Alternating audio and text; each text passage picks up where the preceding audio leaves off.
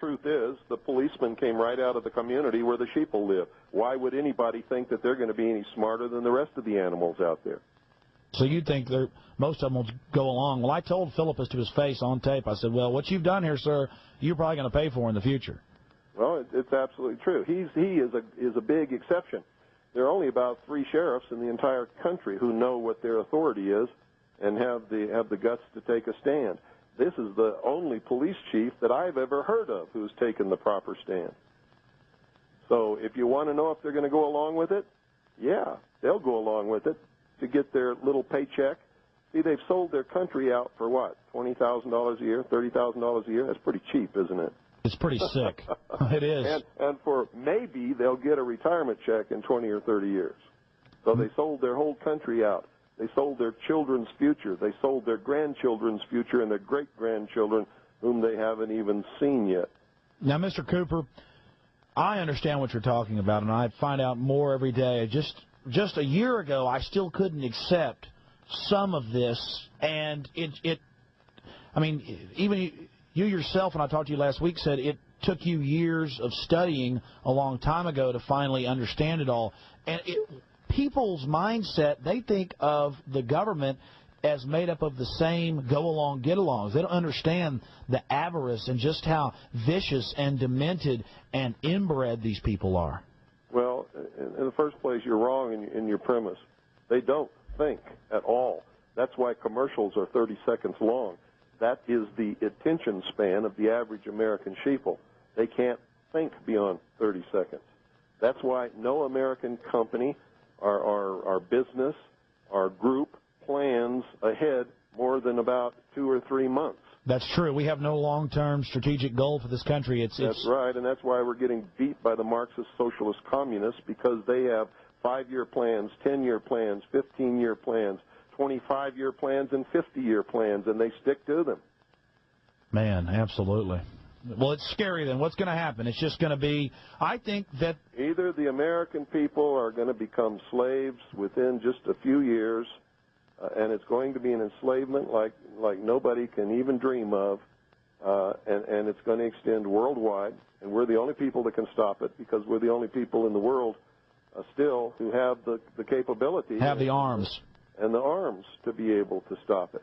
Or there's going to be a civil war which will last between 5 and 15 years to restore constitutional Republican government and freedom and liberty worldwide. Well, that's the point. Even though most people are sheep, there is that between 5 and 10 million people that once it starts, I think more people will come out.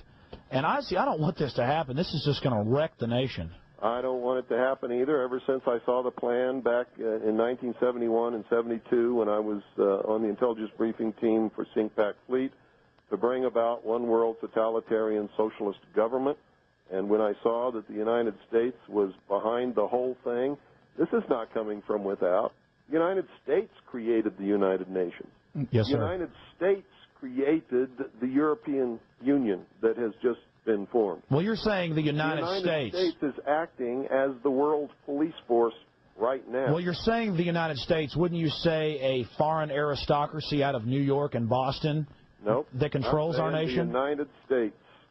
Okay, corporate United States, with its headquarters in Washington, D.C. District of Columbia. It is the stated and avowed policy of the United States government to create world government over the ashes of all sovereign nations and existing religions around this world. Why don't you... I'm telling you that I saw that plan while I was in the Office of Naval Intelligence on the intelligence briefing team, the Commander-in-Chief of the Pacific Fleet. Would you elaborate on that just a little bit? That's what Behold a Pale Horse is all about. I understand. That's what's in that book. Well, I know the story, but a lot of people that are listening, and I'm sure that will go out and get Behold a Pale Horse, will talk about those military briefings. And I guess these people were proud that they were part of this power? Oh, absolutely. This has been a goal for this. It's the reason this country was founded, and Americans don't understand that. The founding fathers, many of them were deists. They were members of the secret societies. Some of them were members of the Illuminati. They created this country and gave the common man freedom for the first time in the history of the world, made him a king in his own right. They told him what he had to do to keep his freedom and what he would lose if he didn't do it.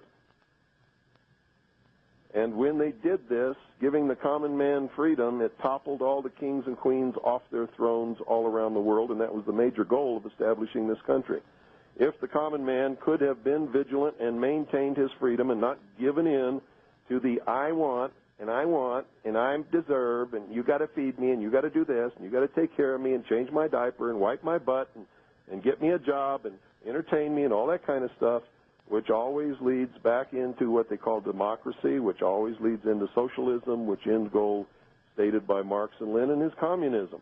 What did you first think? Said democracy is absolutely indispensable to socialism. What did you first think when you saw this openly being discussed in the top levels of the military? Well, it shocked the hell out of me, but they thought I was one of them.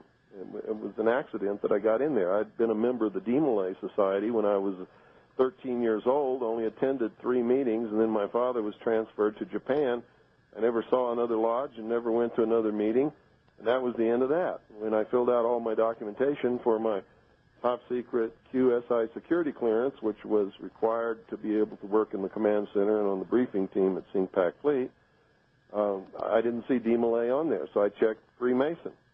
And when I checked Freemason, that's what opened all the doors and got me the security clearance and put me in those positions to be able to see what I saw. And I think the hand of God was working when that happened so that I would be able to warn his people of what was coming. And I've been doing that ever since. I didn't see absolutely everything, but I saw enough to give me an edge and a vast head start on anybody that's ever lived before in the public sector that's not normally privy to this information. And I spent ever since researching to find out what it all meant and where we're going. Well, just to go back to what's happening here locally in Central Texas, we know that there are dozens of different alphabet soup agencies that have the helicopters with the with the forward infrared looking radar and all the rest of this. But why are they gearing up like this? Why is our county building a 3-acre under the roof helicopter base? Just the warehouse is 3 acres under the roof. Why are our police going and training at Fort Hood with the military? What does this mean to the public? Well, because they know what's coming. They know that there's a hardcore group of American men and women who are devout, religious, moral people who love freedom and are dedicated to the concept of liberty and freedom and will fight to protect and defend constitutional Republican government against anything that comes along. And when that begins, it's going to be a terrible, terrible thing. I've spent most of my adult life trying to warn people and wake up enough people so that this did not have to happen, because I know it's going to be terrible.